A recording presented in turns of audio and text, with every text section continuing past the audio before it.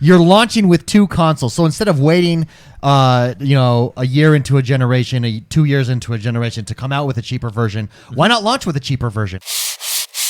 Some big things happened this week. Let's go with the first big piece of news. Project Lockhart, it's coming. Yeah. Jordan, can you explain real quick for those that might not know, although it was everywhere this week, what Project Lockhart is?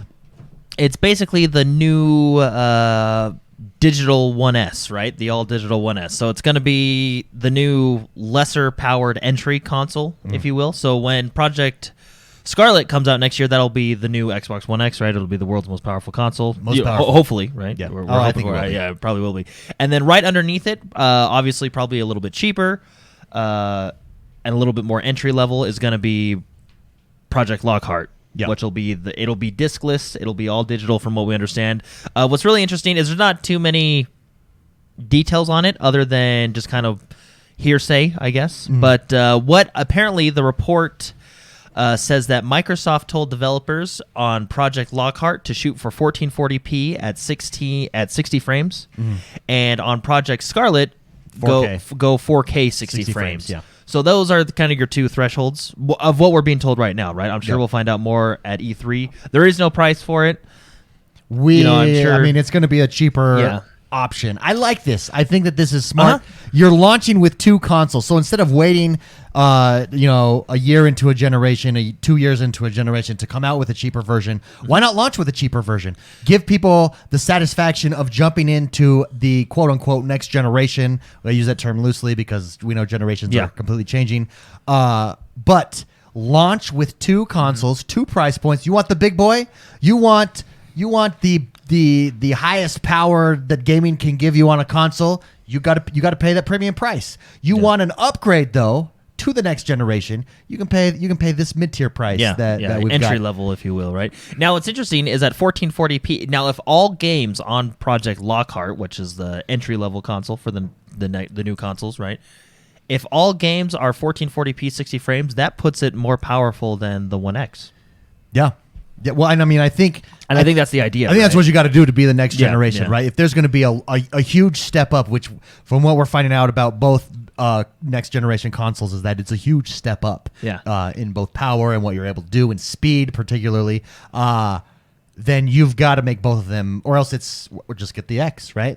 But no, so it's drastically more powerful than even the X. But yeah, like I said, there's no price point. But if I were to guess, I think Scarlet is going to be $499, just like the X was, and I think Lockhart will be $399. Oh, that's not a bad price. I think it'll be $100 difference. Yeah, I think you're probably right. At most, $150. And I think your biggest difference will probably be your hard drive, right? Is usually kind of your hard drive. Well, hard drive and obviously your resolution. Yeah, resolution is what you're. Well, then there's no optical. Well, from what I understand, there's no optical drive on the Scarlet necessarily? No, on the Lockhart. It's an all digital. I had heard that there might be. It's not necessary that they're just using. I think they're using the S all digital. As a thing. Yeah. So, but we'll see. So, but yeah, we'll probably find out more at E3. But yeah, so 2 consoles, high end one and a entry level. Yeah, one, I want to just get Spicy in here real quick. Spicy, 2 consoles at launch. You like that, or would you rather just no options? Just get us into the most powerful console right away. What do you think of no, I mean, more options is always good. Yeah, no freedom, just give it. I don't want any choice in any of my decisions. I want everything taken care of. The Dodge Viper, that's it. Yeah, that's it. Although I really like the Dodge Viper. My neighbor had the Dodge Viper growing up. It is. I had, when I was a little kid, I had a Dodge Viper poster and a Ferrari. Was it a Ferrari? No, it was a Lambo poster. But the Dodge Viper made the wall. Was there ladies on that poster too? Usually car posters and ladies go together. No. There's no way. There's no way I could have gotten away with that. No, okay.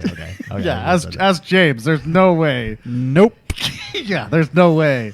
I would have been kicked out as a 14-year-old boy. Oh, really? Yeah, on the street in that. There's no question. There's no, sounds like he's making a joke, but there's just.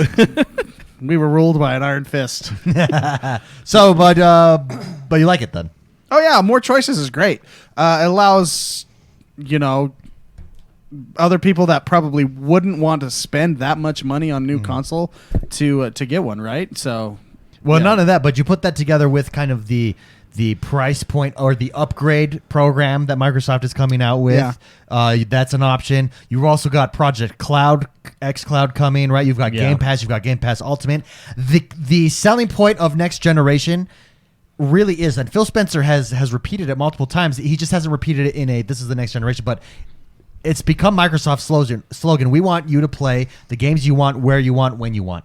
And that they're staying true to that. And I appreciate that. I think that is the future of gaming. And it's bright. It's completely different. Yeah. It's a completely different philosophy than past generations where, nope, you got to be here. If you want to play with us, here's where you got to be. Whereas now, no options. You get to choose where you want to play, how you want to play. And I like it. I'm very excited for the future of gaming. Yeah. Yeah.